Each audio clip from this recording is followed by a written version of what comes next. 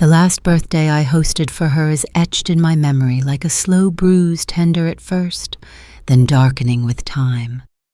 It was a sunny afternoon in March, the kind where light pours through lace curtains and makes everything look more beautiful than it feels. I'd spent days preparing baking her favorite lemon cake from scratch, setting out the good china, arranging little roses in a crystal vase she once said reminded her of a fairy tale. I even made sure to wear the lavender blouse she complimented years ago, back when compliments came freely. Everyone arrived in their usual blur of busyness and chatter, bearing wrapped presents and half-hearted hugs. But it was her voice, sharp and too loud, that cut through the warmth like a knife pressed against porcelain. She walked in late, of course, with a perfume too strong and a frown that didn't quite match the balloons. I greeted her with a smile I always tried, even when I shouldn't. She barely looked at me, muttering something about traffic, and dropped her coat on the armchair I had set aside for my husband's memory. That should have been the first sting, but I ignored it. I told myself it wasn't intentional. That's the thing about love. It keeps making excuses long after it should have packed up and left. We sang the birthday song. I lit a single candle on her cake, just one to mark the new chapter ahead. I watched her expression, hoping for softness. But as the flame flickered in front of her, she leaned to her friend and whispered, too loud to be discreet, too cruel to be careless, "I hope this is her last birthday." A giggle followed, not hers, someone else's. But she didn't correct it. She didn't even flinch. I stood still, holding the knife to cut the cake, my hand trembling just slightly. No one noticed. No one ever does when the tremble is emotional. I didn't say anything. I smiled. I cut the cake. I passed it out on little floral plates with scalloped edges, one by one. But inside, something ancient and quiet inside me shifted like the sound a house makes when it starts to settle into the ground. The rest of the evening blurred around me. I remember laughter I didn't join, stories I wasn't asked to tell, photos I wasn't invited into. I kept pretending. That's what women like me were taught to do. We host, we serve, we smile, and we endure. But that night, while washing the sticky plates alone, I stared out the window and let the words echo inside me. Her last birthday. As if my breath, my bones, my presence was a nuisance, an obstacle to some imagined better life.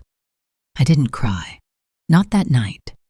I think my tears had grown tired of being summoned. Instead, I stood there, letting the warm water numb my hands, and I made a promise, not out of vengeance, but clarity. I would no longer host people who wished me gone. I would no longer pour love into hands that only took.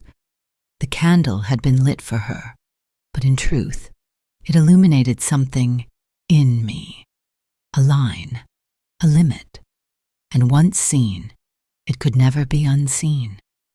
The party ended with hugs I didn't initiate and goodbyes that barely brushed my ears. She left without thanking me naturally, as if it were my role to orbit her, to serve as backdrop to her grand entrance, her sharp tongue, her glittering selfishness. But I wasn't just a set piece. I was a woman, a mother, a grandmother, a person with memories, aches, laughter lines, and a name that deserved to be spoken with care. That night, I sat in my quiet living room, the scent of lemon cake still hanging in the air, and I whispered to myself something I'd never dared say aloud. She doesn't deserve all I've given. And somewhere deep inside the will, both kinds began to change. She wasn't always this cruel. That's what haunts me most. People imagine cruelty as something loud and obvious, but it often begins with silence, with small things left unsaid. When she was little, she used to run into my arms as though the world would end without my embrace. She smelled of strawberry shampoo and always wore mismatched socks. She would hold my face in her tiny hands and say, "You're my favorite person, Grandma." I remember that version of her like I remember spring rain on a tin roof. Gentle, unassuming, beautiful. Because it didn't need to last. Back then, we spent weekends painting rocks in the garden, giving them names, pretending they were magical creatures. She used to beg me to bake her cookies, the soft kind that melt in your mouth. She'd lick the bowl clean and smile with chocolate on her cheeks. I gave her so much of my time because I thought it mattered. I thought love given was love taught. I believed if I stayed patient, if I remained kind, she'd grow into someone tender, someone wise. But something shifted when she turned 13. Maybe it was the friends she started bringing around, the ones who rolled their eyes when I asked them to take their shoes off. Or maybe it was how my daughter spoke of me when she thought I wasn't listening. Tired remarks, little sighs of embarrassment. It only takes a few seeds of disdain for a garden of distance to bloom. One day she stopped hugging me. Another she stopped saying thank you. And eventually she stopped seeing me at all, even when we sat at the same table. I tried to rationalize it. Teenagers are difficult, I told myself. She would come around, but birthdays turned into obligations, not celebrations. She began arriving late, leaving early. She'd bring gifts I knew weren't chosen with me in mind. Fancy teas, I was allergic to scented candles I never liked.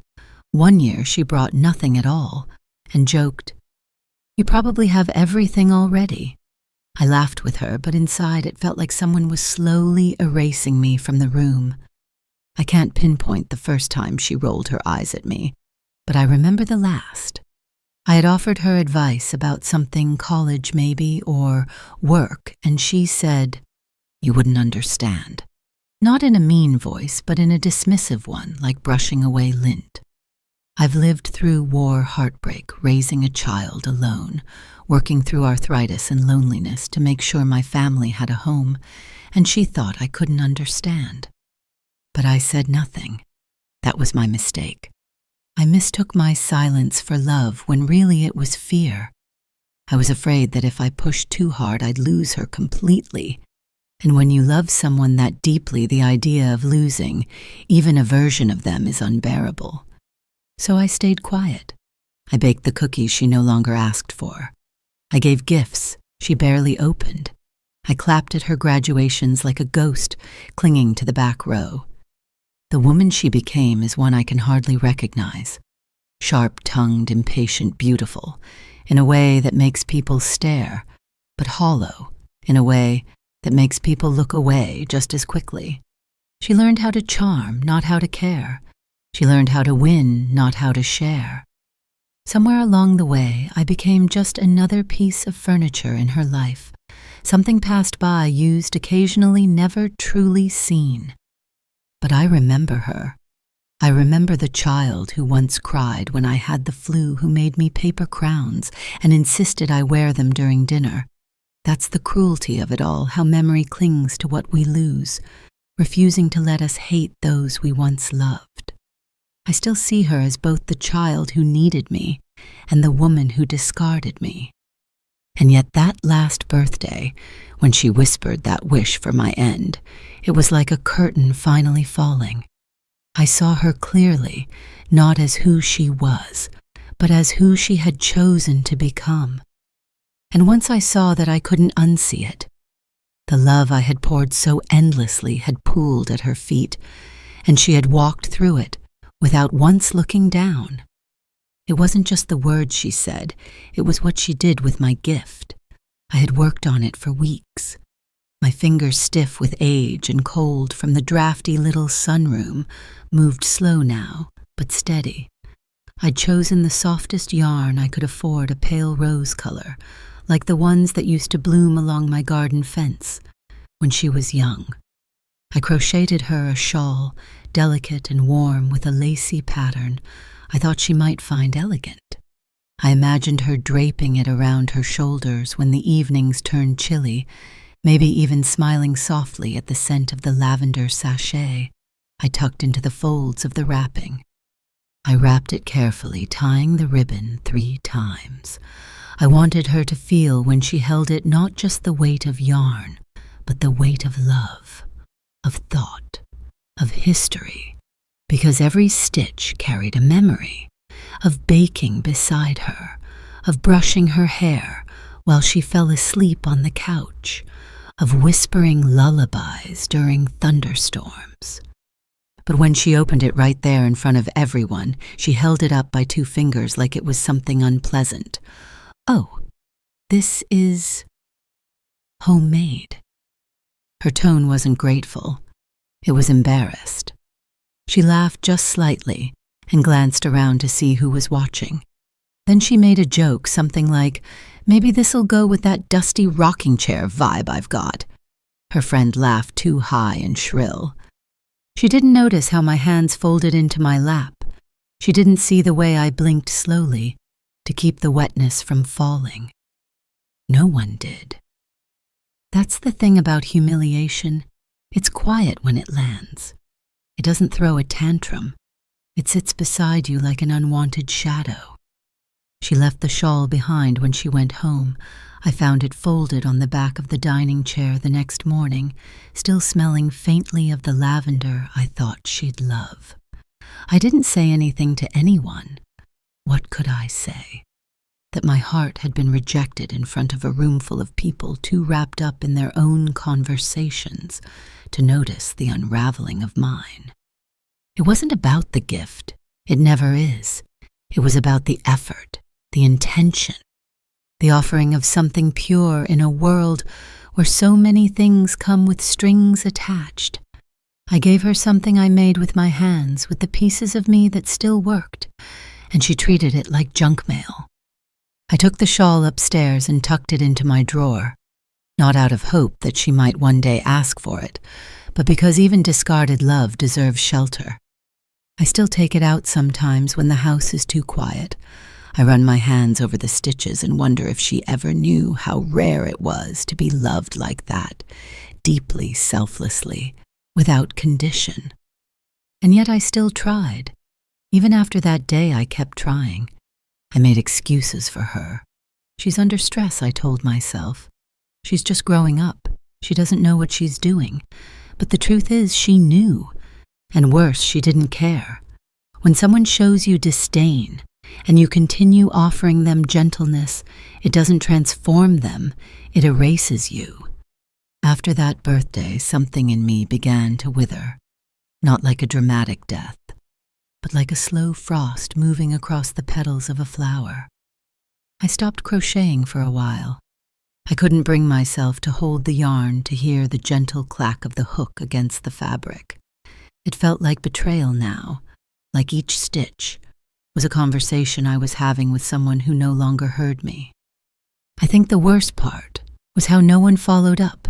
No one called the next day to say, "That was unkind," or "I saw the look on your face." It's as if they had all agreed silently that I didn't need protecting anymore, that I had outlived the age of care. But I remembered everything, every sideways glance, every silence where an apology should have been, and that's when I began to understand this wasn't a phase. It wasn't adolescence. It was a choice, a decision made not in a moment, but over years of small cuts. And that shawl, that little bundle of softness and love, had become the symbol of all I was no longer allowed to be in her world. She didn't just reject my gift. She rejected my presence. And slowly I began to imagine a future where my presence no longer served her ambitions and where her cruelty would cost her more than just a place at my table. After the cake was eaten, after the laughter faded and the gifts were forgotten in a pile near the front door, I began the slow task of cleaning up. That's always been my job, hasn't it? To clean, to restore order after everyone else leaves a mess. I stood at the sink scrubbing plates stained with buttercream and crumbs, the hot water scalding my fingers just enough to keep me grounded. I was trying not to think too much. I didn't want to replay her voice, that awful sentence about my last birthday. But thoughts are persistent things, and they rarely wait for an invitation. Then I heard it. Voices low but careless just past the hallway near the coat rack, where the girls gathered their purses. My hearing isn't what it once was, but some tones, some words. They land sharp, no matter how soft they're said. She was talking to her friend again, the same one who giggled during the candle wish, and her voice had that same edge to it, mocking, effortless, like she was commenting on bad weather or a dress she didn't like. I swear if I have to sit through one more of these pity parties. The decorations looked like a nursing home threw up, and that cake dry as hell. Laughter again. Hers this time, a mean little ripple unfiltered, certain I was out of earshot. Another voice chimed in her friend, perhaps trying to keep pace. "You're gonna end up with the house though, right? Might as well smile and bear it." To that she replied, "I hope so. God knows I've earned it putting up with all this old lady drama." I stood, frozen hands still in the soapy water, but suddenly the sink felt miles away. It wasn't the insult to my baking or the decorations. It was the entitlement in her voice. The assumption that my home, my life, my everything was just some inheritance waiting to be claimed, like I was a slowly expiring warranty on a car she couldn't wait to trade in. She didn't even try to hide it. That was the worst part. She didn't care if I heard. Or maybe she knew I would and wanted to make her position clear. Either way, it was a message I was a means to an end, an obstacle dressed up like a grandmother. I didn't finish the dishes. I turned off the tap and dried my hands, and for the first time in what felt like decades, I sat down, not because I was tired, but because I needed to steady the thunder rising in my chest, the kind of thunder that comes not with rage but with revelation, the sound of something breaking open inside you, the sound of finally waking up. I sat there while the front door closed and the car engine started. I sat there while the house grew quiet the way it always did after they left. But this silence was different. It wasn't empty, it was full. Full of the truth I had refused to name for too long. She didn't love me, not really. She loved what I gave. She loved the convenience of my affection. She loved knowing she had a fallback, someone who would always welcome her with open arms, no matter how sharp her words, how cold her eyes. And I had let her. I had handed her the script and told her she could write me as the background character in her story. I'd mistaken proximity for connection. I'd confused tradition with loyalty. I'd clung to the idea of family while ignoring the feeling of being slowly, systematically dismissed. That night I opened the drawer where I kept my most important papers. The will was there, tucked in a pale blue folder. I stared at it for a long time. I didn't take it out, not yet, but I let my fingers rest on it. I needed to feel the weight of it, to remember that I had the power to rewrite my own story even if no one thought I would. What they didn't realize is that the woman who had spent decades giving for giving and folding herself into the corners of everyone else's needs was still here. And she was beginning to remember that softness and strength are not opposites. They are sisters. Looking back, I realize it wasn't just about her behavior that day. It was the slow accumulation of little betrayals, each one stacking neatly atop the other, like a house made of cards, shaky, fragile, waiting for the smallest breeze to send it all tumbling. And what I overheard after the party, that was the breeze. But the foundation had been cracking for years. I used to think the bond between us was strong, unbreakable even. A grandmother and her granddaughter. What could be purer? But somewhere along the way, that bond soured. It wasn't an accident. It wasn't age. It wasn't misunderstanding. It was something uglier, something she chose. And when I finally let myself look at it plainly, I saw it for what it was, a rivalry I hadn't even known I was a part of. It had started subtly years ago after my daughter remarried. There was always tension in the room when I came around, but I thought I imagined it. When I brought over gifts, she'd scoff at them or compare them aloud to what the other grandmother gave. One Christmas I baked all night, pies, cookies, a roast, the works, and she asked, "Did you do all this just to outshine Mom's side?" I laughed then, awkwardly, but it stuck with me. She made everything a contest. If I gave advice, she rolled her eyes. If I offered help, she waved me off like I was meddling. When I shared stories from my life, she'd fake a yawn or scroll through her phone, and yet she never missed a chance to bring her friends around and say, "This is my grandma's house. Isn't it cute, cute?" As if my life's work was a cottage prop for her to pose in. There was something in her that needed me to be less, not gone, just diminished. Something in her that glowed brighter when I seemed small, and the more I noticed it, the more I realized I wasn't paranoid. I was targeted. She wanted to be adored, and I was taking up too much affection in the room. I saw the way she looked at her mother whenever I got a warm hug or a lingering thank you, as if my presence stole something from her. There was even a birthday years ago when she asked her mother not to invite me. I found out only because a neighbor mentioned the party in passing. I remember how my daughter stammered through her excuse. It was last minute. It was just a few of her friends.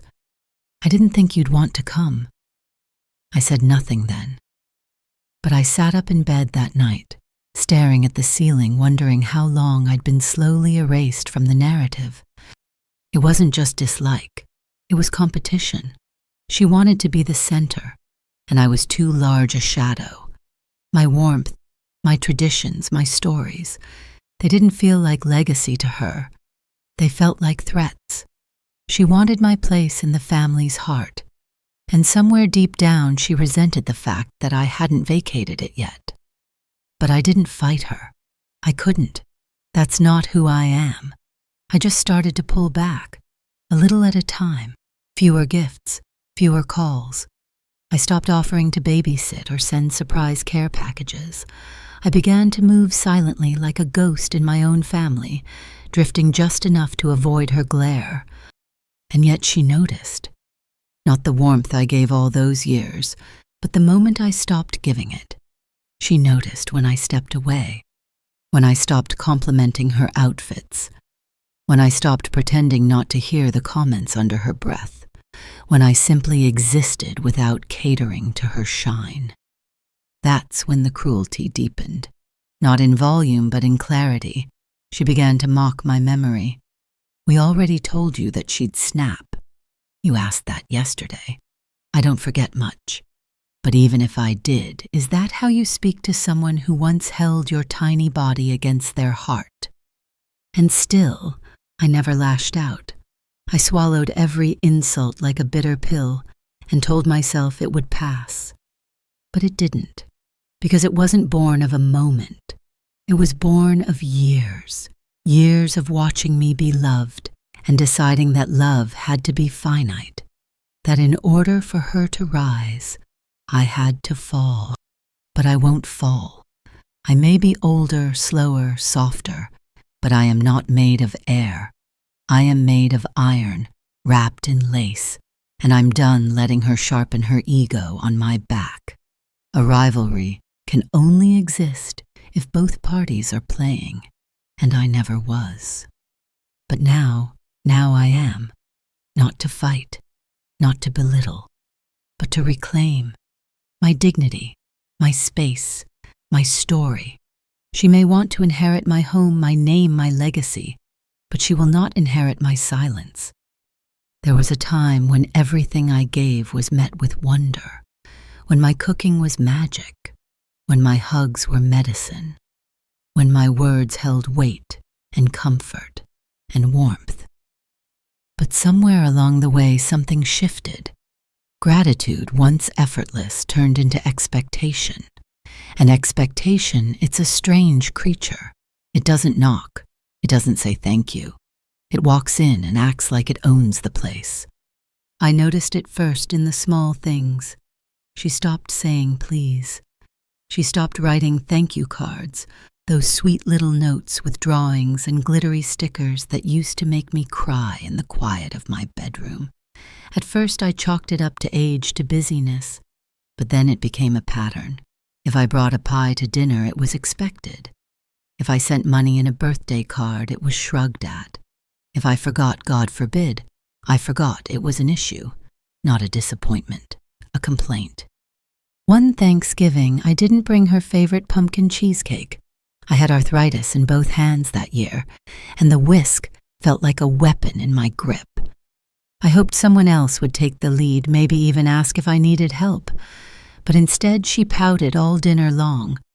"What, no cheesecake?" she muttered, with a tone that cut more than she knew. I laughed it off because that's what I do.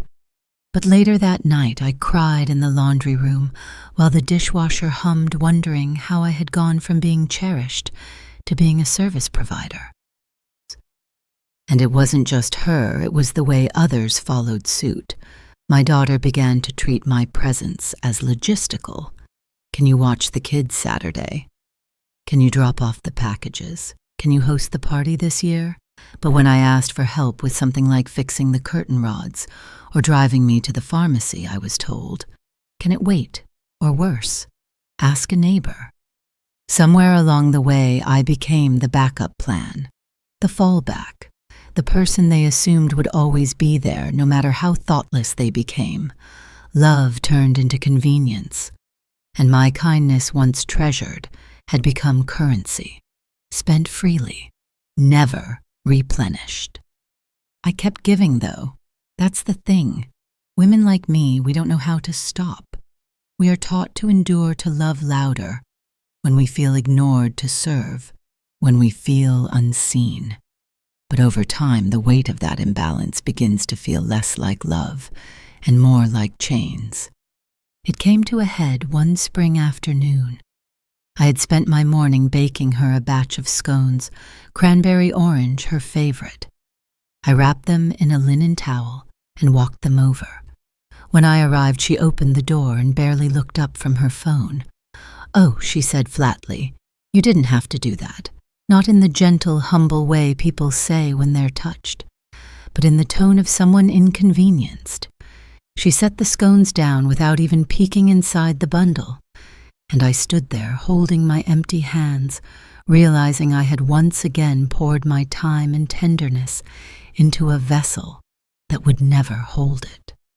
On the walk home, I felt something unfamiliar crawling up my spine, not anger, not sadness, something else, a question. Why am I still doing this? It sounds small, trivial even, but it wasn't. That moment was the quiet start of a revolution inside me, because the truth is, giving is only beautiful when it's reciprocal, when it's rooted in respect. Otherwise, it's just a transaction, and I was tired of being the only one paying. I stopped bringing scones. I stopped knitting little surprise gifts. I stopped showing up to gatherings where my only role was to be the unpaid help with a smile. At first, they didn't notice. Then they did. And that's when the whispers started, that I was being cold, that I was pulling away, that I wasn't the same. And maybe they were right. Maybe I wasn't the same. Maybe I was finally learning how to protect myself. Maybe I was no longer interested in being the family's doormat with a casserole dish. I sat down with a pen and paper that week and started making a list not of grievances, but of truths.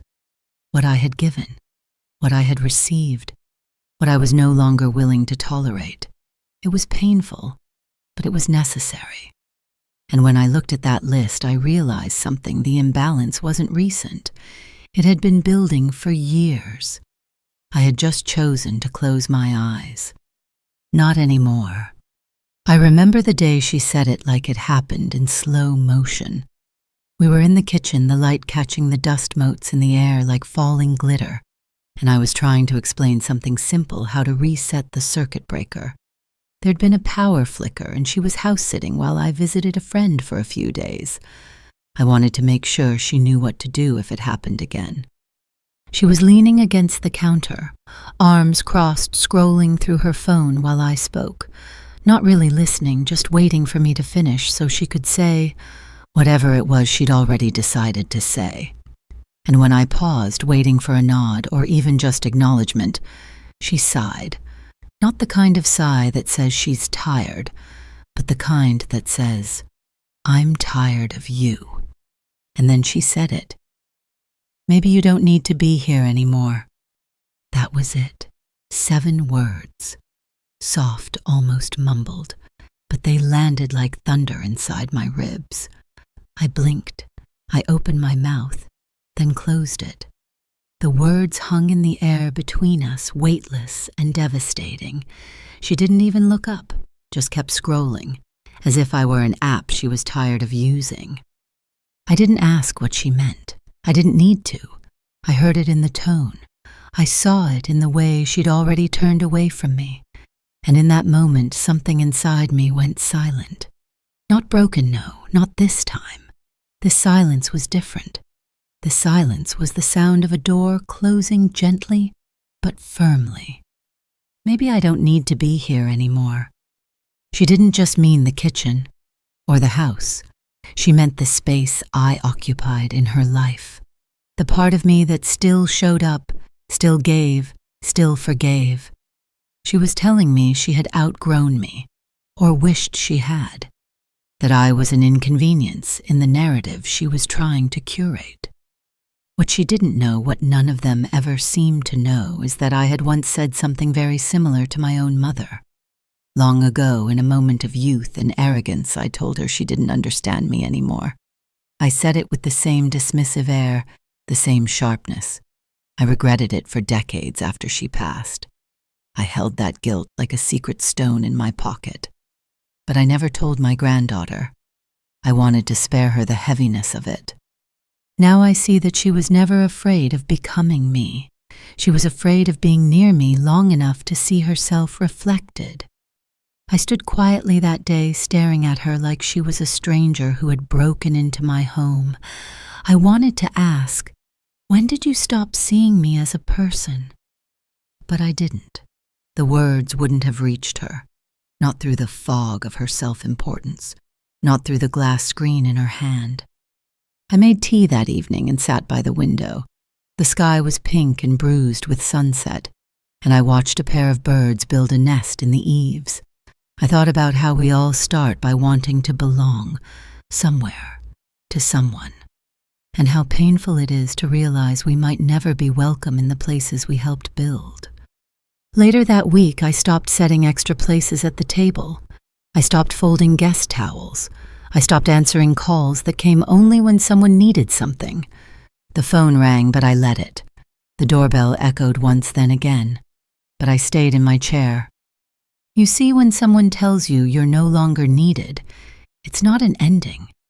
It's an invitation.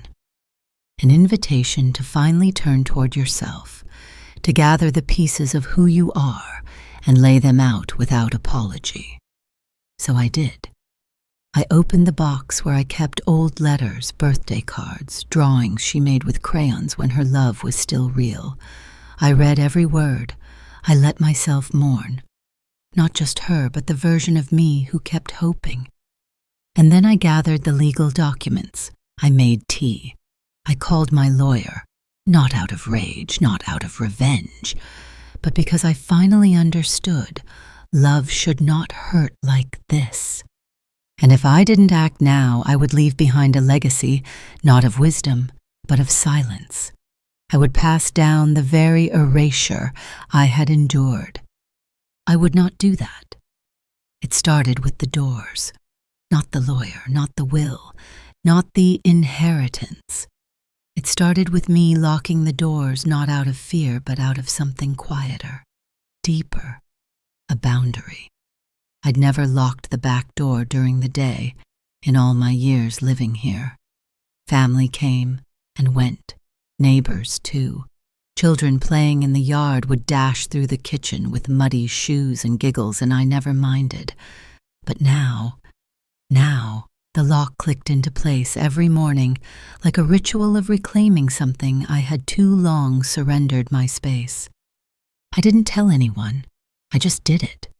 One click and the house belonged to me again. It was mine before, of course, but not in the way it should have been. I had let others treat it like a communal possession, like something they were entitled to enjoy, criticize, and leave behind. I hosted every holiday, every birthday, every baby shower. I stored their forgotten coats, their unread books, their expired hopes. And I welcomed it all because I thought that was what love meant, to be useful, to be open, to be the place everyone could come back to. But a door that never closes invites more than warmth. It invites erosion. Piece by piece, my sense of self had been worn down. I had started to apologize for how I kept my own home. Sorry about the wallpaper. Sorry the couch is old. Sorry the pie isn't perfect. Sorry. But not anymore. The first time she knocked and found the door locked, she was annoyed. I could hear it in her voice through the door. Seriously, Grandma, I was upstairs folding laundry. I didn't rush. I didn't apologize. I made her wait. And when I finally opened it, she didn't ask why. She didn't even step inside with her usual burst of assumption. She just blinked, looked around and said, "Did something happen?" I smiled. Not a warm smile. Not a fake one either. A quiet, knowing smile. No, nothing happened. I'm just being careful now. She looked at me like I was a museum exhibit she hadn't expected to find breathing. Then she shrugged and walked in. But the message had been sent. The line had been drawn. That week, I rearranged the furniture, moved the couch closer to the window, switched the armchair to face the fireplace instead of the TV. I wanted the room to reflect me again, not them. I went through the drawers and tossed out old clutter, left behind toys, broken chargers, receipts from family dinners. No one remembered. I lit candles not to impress guests, but because I liked how the lavender mingled with the scent of my favorite books. And I started keeping a journal. Not for them, for me. Pages and pages filled with the words I'd swallowed for years.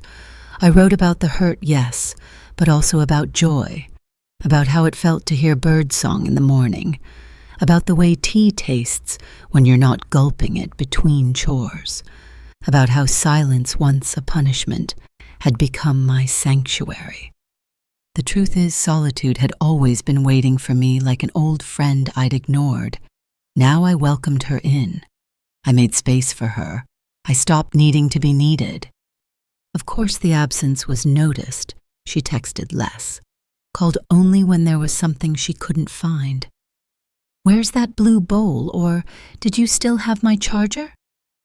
She stopped asking how I was. I think she stopped knowing how to. That's the thing about people who feed off others' light. They don't notice when the lamp starts burning oil. They just wonder why it doesn't glow as brightly. And me, I stopped responding quickly. I waited. I weighed. I reminded myself that my time, my attention, my presence, they were not free for the taking. They had value. And if someone didn't see that they didn't deserve them, I kept locking the doors. Not always literally, sometimes just emotionally. I stopped saying yes out of guilt. I stopped offering things she wouldn't appreciate. I stopped explaining myself. It was strange at first, lonely even. But then, like standing still long enough in a quiet forest, the loneliness faded, and something else took its place, peace. I began cooking for myself again. Just one plate, just one cup.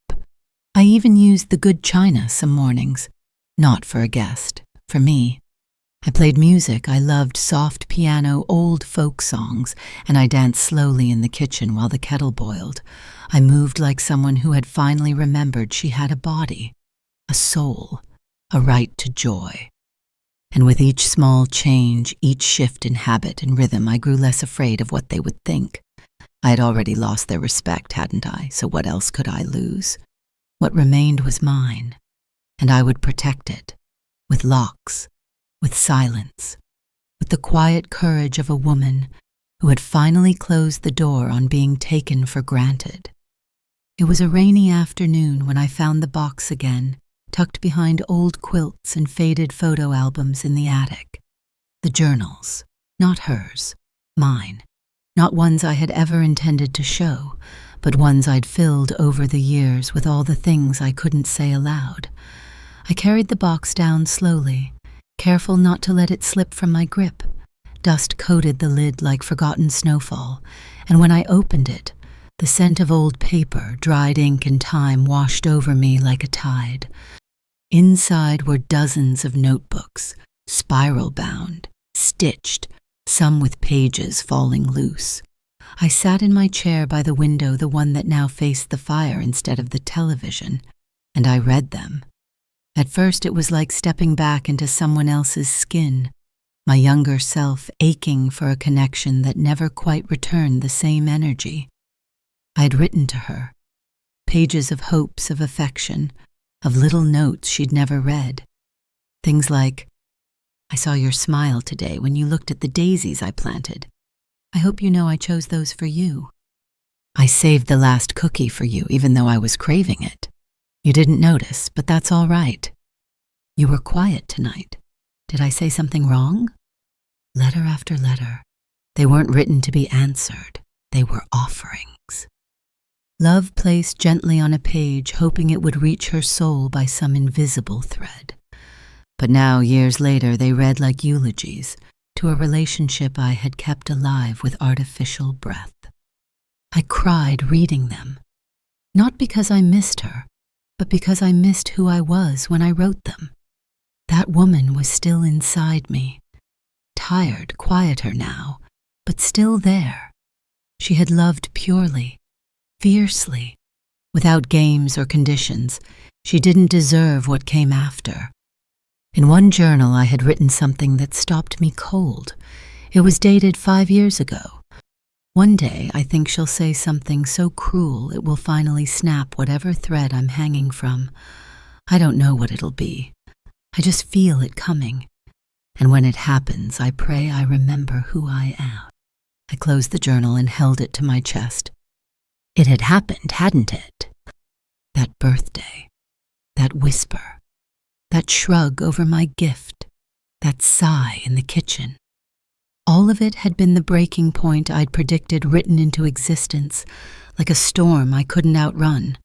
And yet here I was not broken, just finally honest. The journals were more than memories. They were proof that I hadn't imagined the slow erasure, that I had seen it coming, felt it, named it. I just hadn't known how to respond until now. I began writing again. But this time I didn't write to her. I wrote to myself. You were right to feel hurt. You were right to expect kindness. You were right to stop giving what was never valued. I filled pages that week, not just with reflections, but with choices, plans, a kind of manifesto of my own becoming.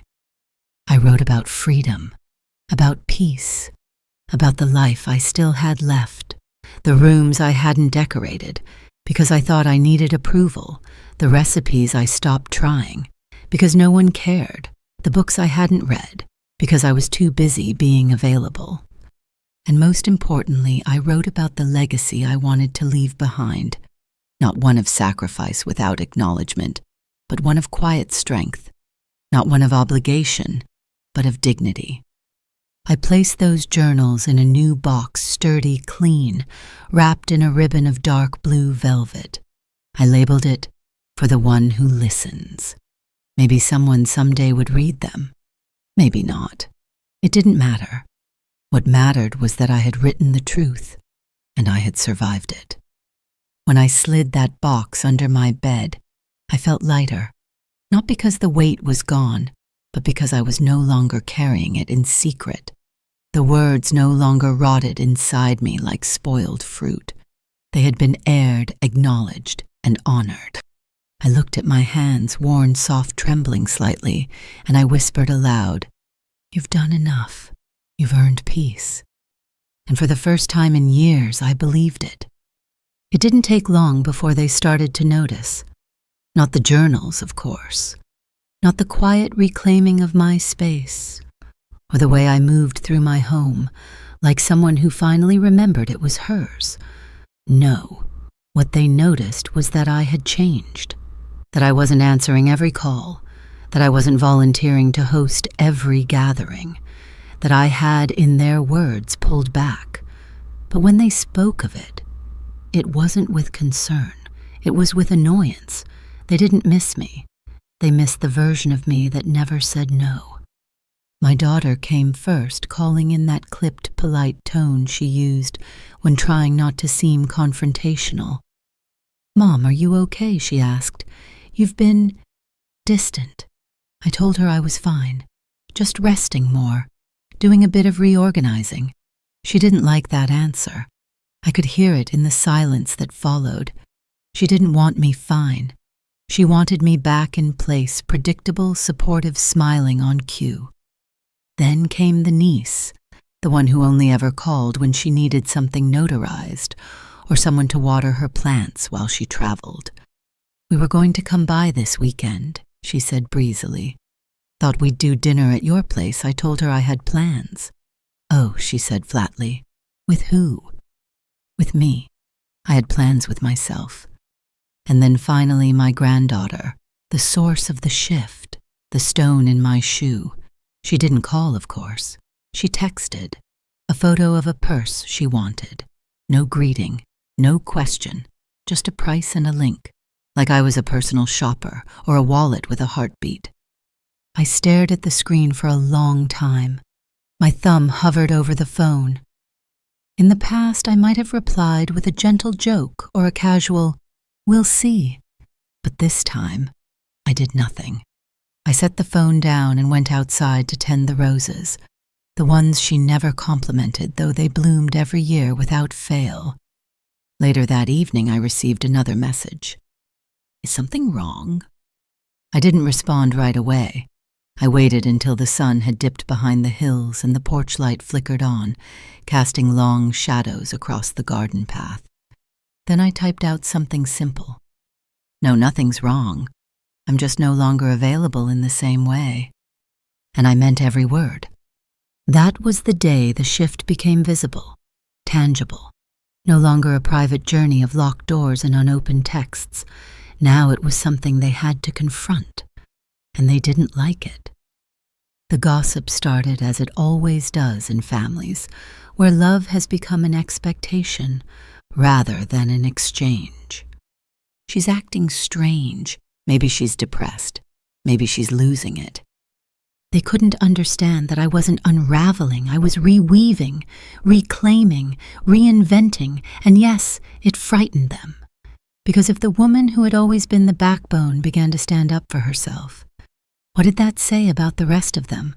What would they do without the silent giver? One Sunday they came by unannounced, the granddaughter included. I saw them through the lace curtains, 3 cars in the driveway, multiple footsteps approaching the door. I didn't open it, not right away. I let them knock, twice. Then I answered calm and clear-eyed. "My daughter said, 'We just wanted to check on you.'" I smiled. I appreciate that. Awkward silence. Then my granddaughter spoke, arms crossed. "You've been distant." "Yes," I said, "I have." "Why?" I looked at her then, truly looked. The sharpness, the defensiveness, the entitlement. And for once I didn't feel guilt. I didn't feel the need to explain myself in a way that made her feel better about mistreating me. I simply said, "Because I realized I've been generous in ways that haven't been received with kindness." The air grew still. She scoffed. "So now you're punishing us." "No," I said, "I'm protecting myself." They didn't stay long after that. There were tight hugs, forced smiles, promises to catch up soon, but they left not with concern, not with love, but with confusion, because for the first time, I was someone they couldn't predict. And that night I slept with the window open and the will folder resting quietly on my desk. I hadn't signed it yet, but I would, soon. Because the truth no one wanted to say out loud was this: the real loss wasn't that I had changed. The real loss was that they had never truly seen me. But I see me now, and I'm done waiting for anyone else to catch up. It happened on a Tuesday, a nothing special kind of day. I had gone to the market for some apples and cream, planning to bake a tart just for myself. I remember the air felt crisp, clean, the kind of weather that makes you think maybe, just maybe, there's still something new waiting around the corner, even in old age. I was reaching for a bag of flour when I saw her. My granddaughter, alone, at the end of the aisle. She hadn't seen me yet.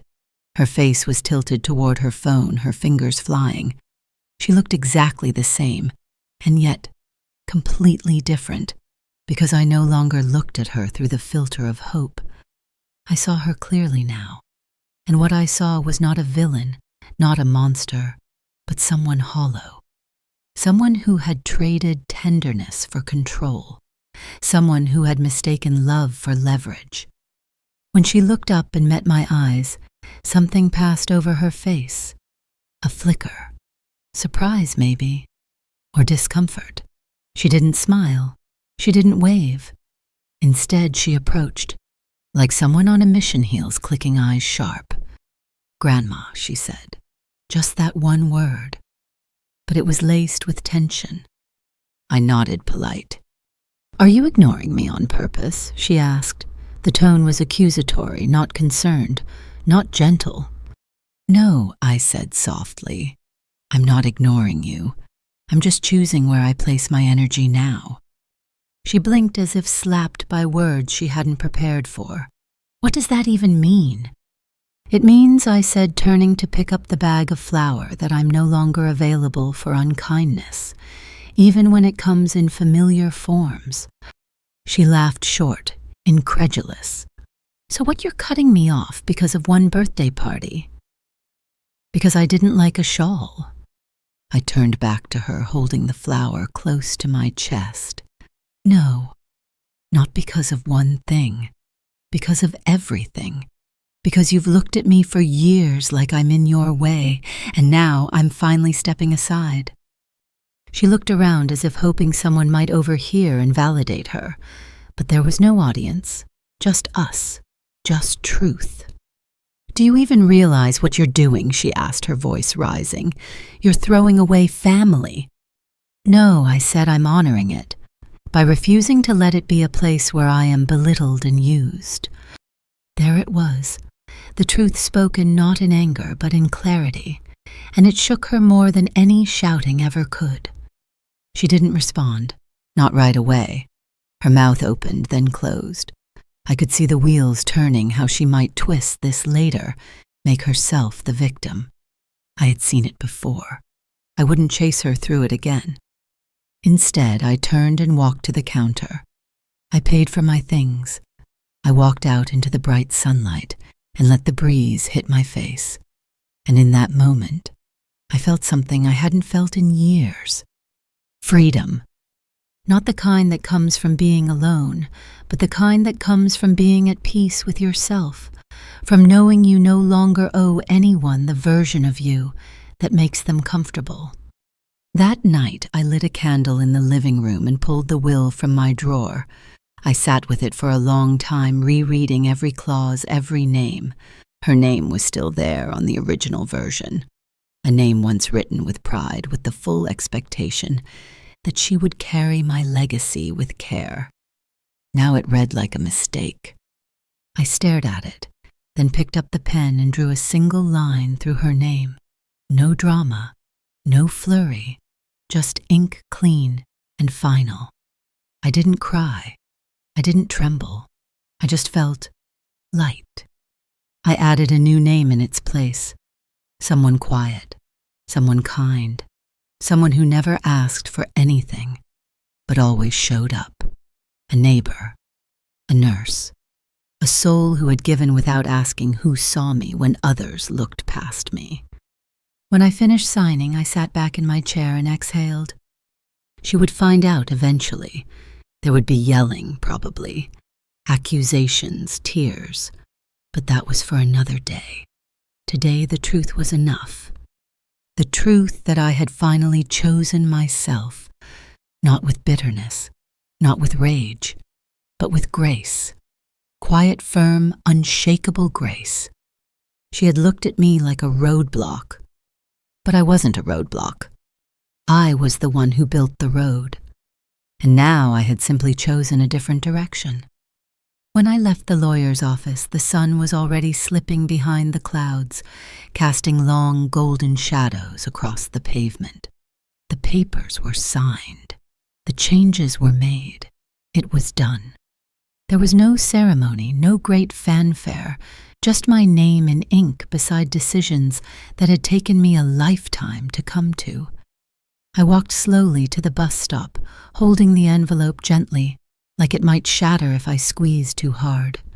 But there was no fragility in me anymore, just resolve. The receptionist had smiled kindly when I left. "You're very brave," she had said. I didn't feel brave.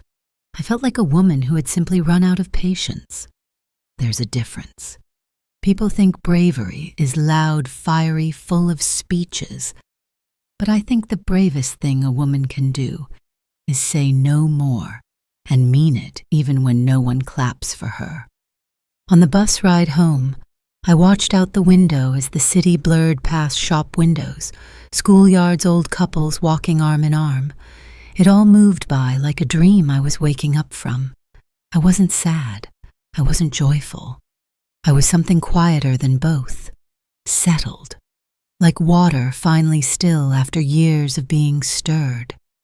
When I got home, I made myself tea. I sat by the fireplace. I didn't call anyone. I didn't post about it. I just let the silence sit beside me like an old companion returned. The next day, the phone rang. Her number. I didn't answer. I let it go to voicemail. The message was short. "I heard you went to a lawyer. Call me back." No greeting, no warmth. Just demand dressed up as entitlement. I deleted it. Not out of cruelty, but because I had nothing left to explain. She didn't call again that week, but others did. My daughter, my nephew, a cousin I hadn't heard from in months. "Is it true? What's going on? Why would you do that?" They asked these things like I owed them answers, like my life was a committee decision. But I didn't respond. Not because I was being spiteful, but because for the first time in my life I was choosing silence, not as punishment, but as protection. They had all spoken so loudly for so long, and in all that noise my voice had gone missing.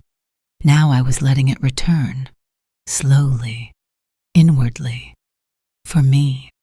A few days later, my granddaughter showed up. She didn't knock. She banged.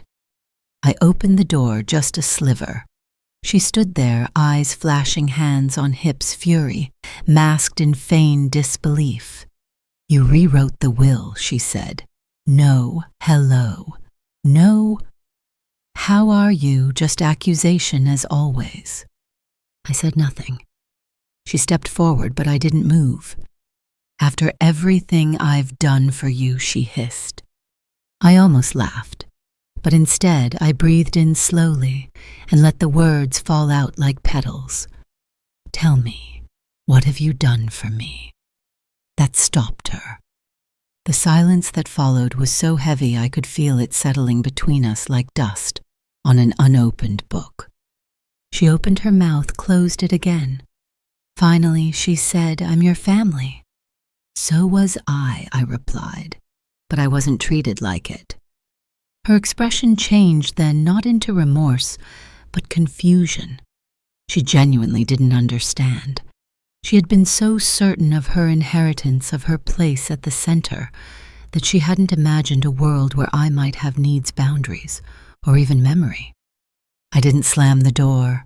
I didn't cry. I just said, "You should go now," and I closed it softly. Behind it, I leaned against the wood and felt nothing but a quiet kind of peace, like when a room is finally clean after years of clutter, like when a song ends and you're left with silence that feels better than any noise. I went back to my tea.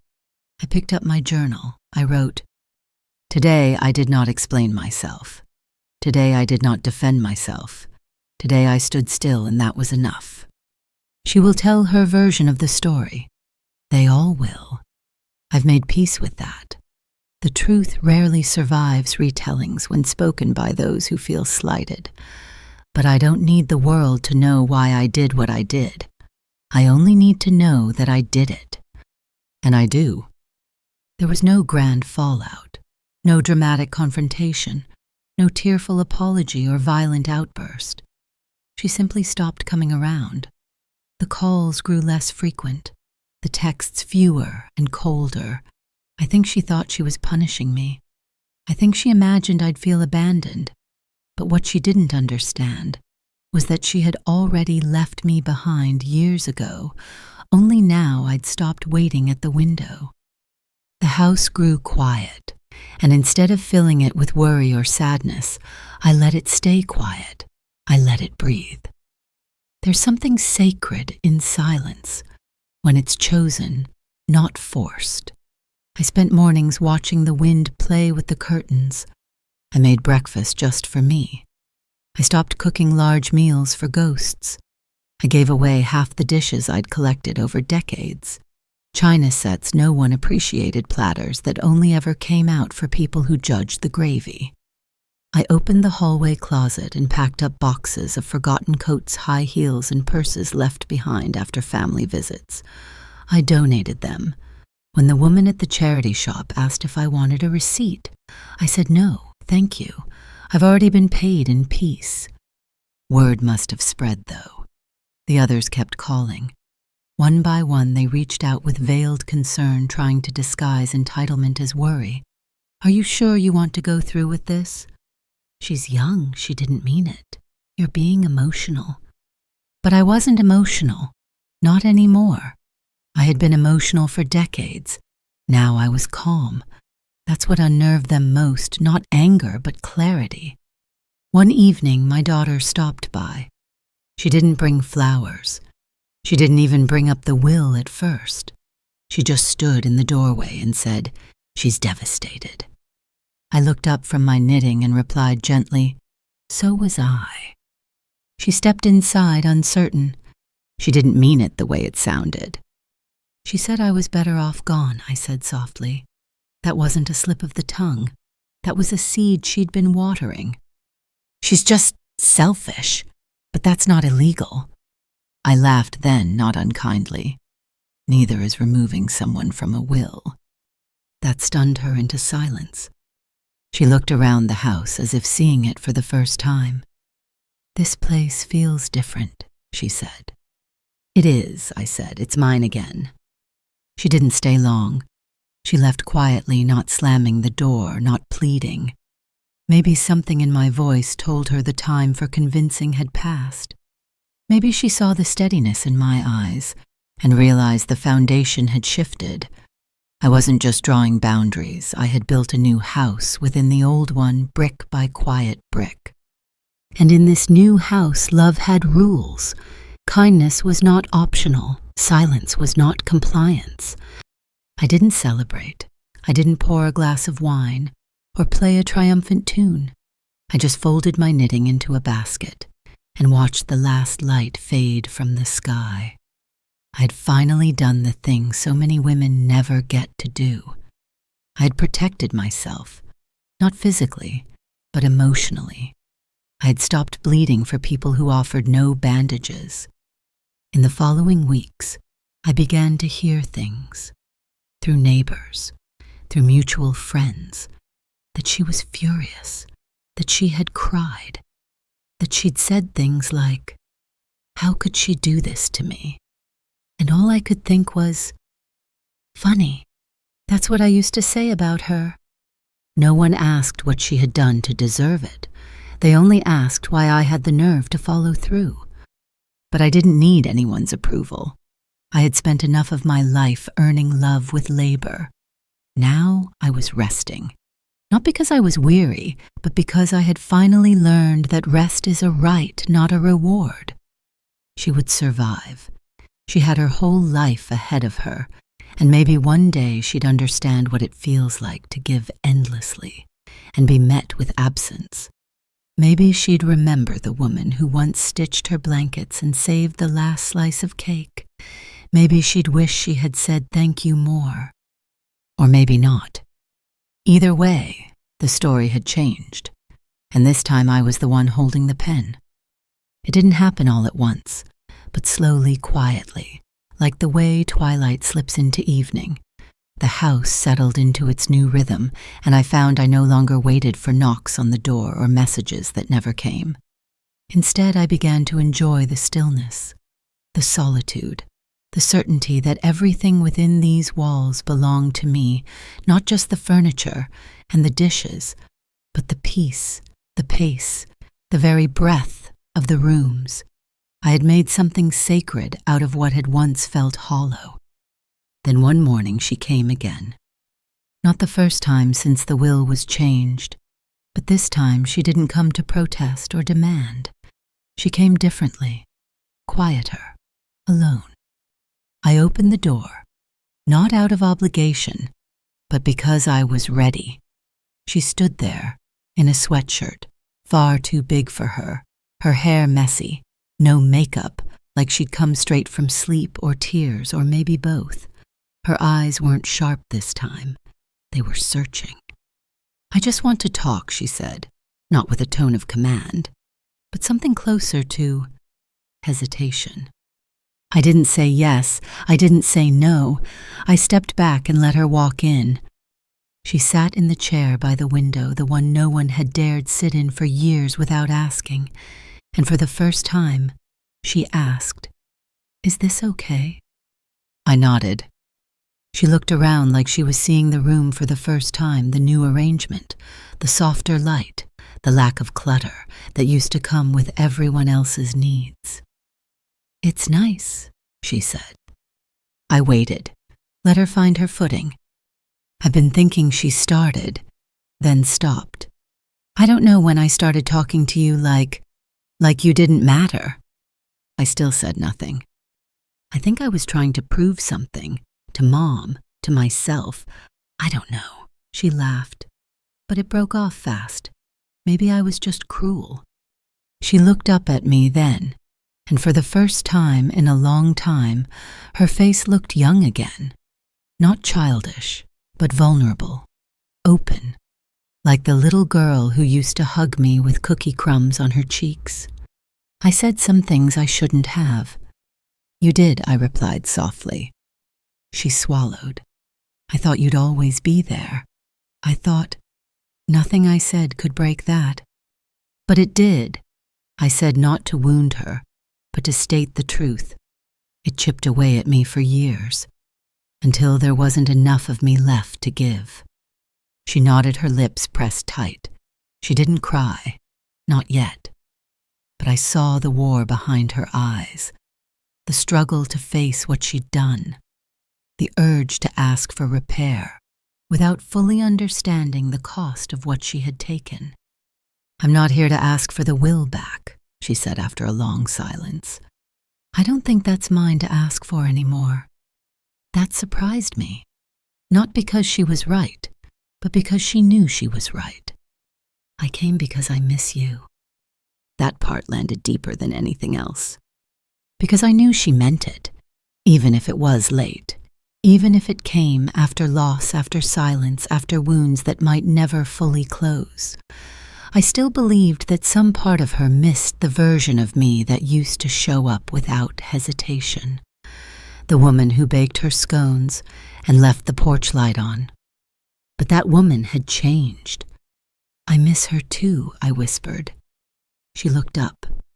"I miss the version of me who loved without fear, who gave without being measured. who didn't think twice about making space for people who left her standing alone in the kitchen. I shook my head, but I won't go back to her. She deserved better than what she got. She nodded slowly. Can I start over with you? I didn't answer right away. I let the question settle. I watched the steam from my tea rise and disappear. I don't know, I said honestly, but you can sit here for a while, and we'll see. That's all I could give. Not forgiveness, not yet, but presence, a start. She stayed for an hour, didn't talk much, just sat. She glanced at the books on the shelf, the candle on the mantel, the old photo of her as a baby in my arms still framed, still standing there like it had never moved. Before she left, she asked quietly, "Will I still be in the stories you tell?" I looked at her, really looked, and I said, "That depends on how the next chapter goes." And with that, she left. Not angry, not triumphant, just quiet, like someone who had been handed a mirror. Her footsteps faded down the porch stairs, and I stood for a long moment at the window, watching the silhouette of her car disappear around the corner. The house returned to its silence, not heavy, not hollow, but full of space that I had made sacred again. It was strange the way peace settled in after a visit that might have once shaken me. But this time there was no tremble, just breath, just presence. That evening, I didn't reach for the phone. I didn't feel the urge to tell anyone about her visit, to retell the conversation like proof of something, because there was nothing to prove. I wasn't seeking validation anymore. I wasn't seeking anything, just truth, just stillness. I sat in the same chair where she'd spoken to me hours earlier. I traced the armrest with my fingers. It was worn smooth from years of use, years of hosting, years of waiting. But it held me now steady and warm, a witness to everything that had passed through these walls. I thought about that candle I lit on her birthday, the one she mocked, the one I lit anyway. I remember how its flame flickered just once, then stood tall. I hadn't known then that it wasn't a symbol of celebration. It was a farewell, a quiet trembling torch passed from one generation to another, not in inheritance but in reckoning. I've been told that the elderly should forgive, that we should forget, soften, make peace before the end. But I've come to believe that peace doesn't mean pretending. Peace doesn't mean swallowing truth for the sake of quiet. Sometimes peace is found when you finally stop explaining your worth to people who never intended to understand it. I made no promises to her, no declarations, because love, if it is to return, must return clean, earned, not inherited like furniture or land, but cultivated like trust, like respect. She may come back again, or she may not, but either way I'll remain. I'll keep baking small tarts just for me. I'll keep writing in the journal, not with aching now, but with clarity. I'll keep tending the roses. She never noticed the ones that bloom without needing applause. Because here's the truth. I didn't rewrite the will to punish her. I rewrote it to remember myself. And in that act, I didn't just take her name off a piece of paper. I restored mine to my own heart. Some will say I should have let it go. That blood is thicker than offense. That time heals all wounds, but I know better. Time doesn't heal what we pretend doesn't hurt, and blood means nothing without kindness. So on her next birthday, I will light a candle again, not for her, not for bitterness, but for the woman I've become, the woman who once gave until she was empty and now gives only from fullness, the woman who once begged to be seen and now sees herself. I'll sit alone maybe, or maybe not. Maybe someone new will share the table, a friend, a neighbor, someone who brings nothing but warmth. But whether the room is full or still, I will smile to myself and know I didn't need to raise my voice. I just needed to remember my worth. Some endings are just beginnings with the noise turned off. I gave them silence, and in it I found peace. Now that the words have been said, the paper signed, and the door closed behind them, I find myself moving more slowly through my days, not because of age, but because there is no longer anything chasing me, no urgency to please, no ache to prove. Each morning feels like a clean page, crisp and waiting. I rise without alarm. I boil the kettle and pour my tea into the good china. I walk barefoot through the kitchen. I light the candle by the window, not for anyone else's birthday, but for the simple fact that I'm still here, still becoming. I speak to the flowers as I water them. I speak to my reflection as I pass the mirror.